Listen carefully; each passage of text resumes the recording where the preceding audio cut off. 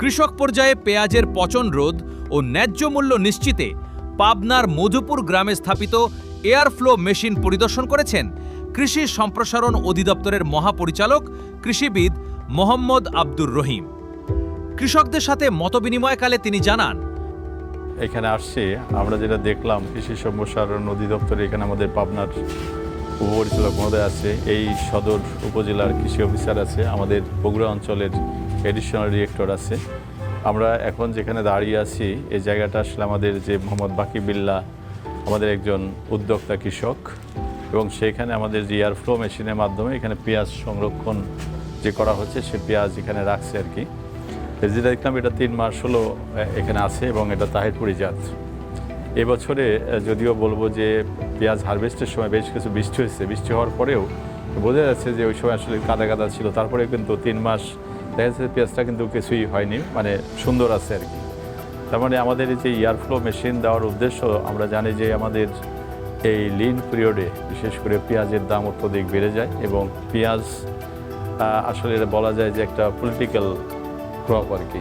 এটার দাম বেড়ে গেলে কিন্তু সবারই একটা মুখে মুখে থাকে যে কেন বাড়লো। এই জন্যই আমরা কৃষি সম্প্রসারণ অধিদপ্তর মাধ্যমে আমরা চেষ্টা করছি যে পেঁয়াজ আমাদের যে পরিমাণ উৎপাদন হয় তাতে আমাদের যে দেশের চাহিদা তাতে কিন্তু মানে হয়ে বেঁচে যাওয়ার কথা, কিন্তু এই যে পোস্ট হারভেস্ট লস যেটা হয়, এই পেঁয়াজ সংরক্ষণের অভাবে যে লসটা হয়তো আমাদের প্রায় 15 থেকে 20%, এটা যদি আমরা কমিয়ে আসতে পারি তাহলে কিন্তু পেঁয়াজের আমাদের যে স্বয়ংসম্পূর্ণতা যেটা হবে, এবং এটা তার প্রমাণ আমরা পাচ্ছি। আমরা এ পর্যন্ত আর কি আমাদের যে প্রণোদনা এবং জলবায়ু ট্রাস্ট ফান্ডের মাধ্যমে যে প্রজেক্ট ছিল সেই প্রজেক্টের মাধ্যমে আমরা দিচ্ছি 3,700, আর এমনি দেওয়া হয়েছে আরও 8,000। এই 11,700 মেশিন সারা বাংলাদেশে, বিশেষ করে পেঁয়াজ যে এলাকায় বেশি উৎপাদন হয়। আমরা জানি যে পেঁয়াজের রাজধানী হচ্ছে পাবনা এবং সেকেন্ড বলা যায় হচ্ছে মানে ফরিদপুর, রাজবাড়ী এই এলাকা।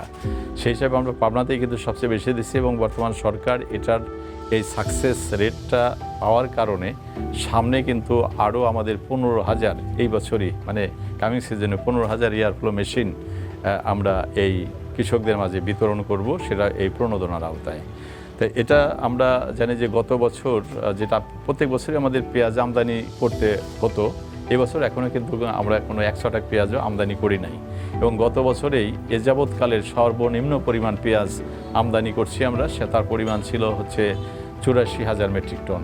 তার আগের বছর অর্থাৎ 24-25 অর্থ বছরে যদি আমরা বলি তখন কিন্তু আমাদের যেটা 23-24 অর্থ বছরে 4,73,000 মেট্রিক টন আমদানি করতে হয়েছে পার্শ্ববর্তী দেশ থেকে। তার আগের বছর 6 লক্ষ মেট্রিক টনের বেশি আমদানি করতে হয়েছে। এই বছরে আমাদের টার্গেট যেটা আমরা আমাদের এখন পর্যন্ত এই গতকালকের যে রিপোর্ট সেটা হচ্ছে আমাদের এখনও 15 লক্ষ প্লাস মেট্রিক টন পেঁয়াজ কৃষক পর্যায়ে বিভিন্ন চ্যানেলে মজুত আছে।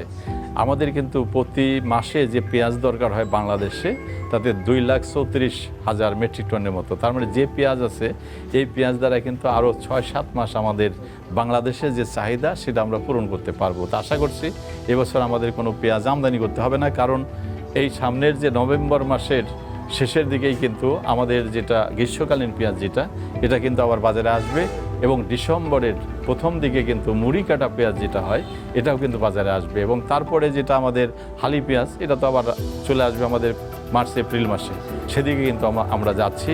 এবং তারই প্রমাণ হচ্ছে এই একটা প্রযুক্তি, খুবই সুন্দর প্রযুক্তি পেঁয়াজ সংরক্ষণের জন্য। ঠিক একইভাবে আমরা কিন্তু আবার পেঁয়াজের বীজে যাতে আমরা স্বয়ংসম্পূর্ণ হতে পারি এর জন্য আমরা কিন্তু পেঁয়াজ বীজ এখন যে পরিমাণ উৎপাদন হয়েছে এবার দেশে, আশা করছি যে কোনো বীজ আমাদের আসলে বাইরে থেকে আমদানি করতে হবে না। টার্গেট এই যে পচনশীল বা পেরিশেবল যে মশলা বলি অথবা সবজি বলি, ফল বলি, এগুলো যাতে আমরা পোস্ট হারভেস্ট লসটা কমিয়ে নিয়ে এসে যাতে আমরা স্বয়ংসম্পূর্ণতা অর্জন করতে পারি, বাইরে থেকে আমদানি নির্ভরতা যাতে কমাতে পারি, এ ব্যাপারে আসলে আমাদের বর্তমান যে কৃষি বান্ধব সরকার, গণতান্ত্রিক সরকারের যে মাননীয় প্রধানমন্ত্রী সরাসরি এগুলো মনিটরিং করছে, এবং আমরাও সেগুলো মাঠ পর্যায়ে বাস্তবায়ন করার জন্য এই কাজগুলো করছি। ধন্যবাদ।